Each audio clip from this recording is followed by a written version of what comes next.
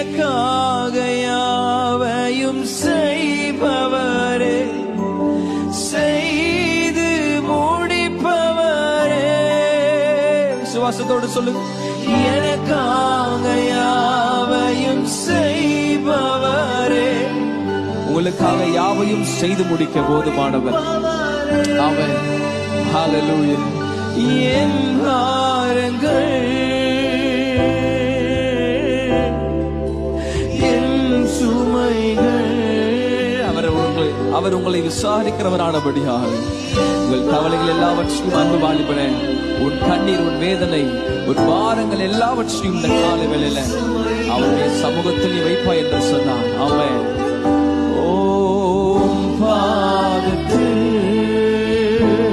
ஜபத்தோட எல்லாம் இறக்கி வைத்தே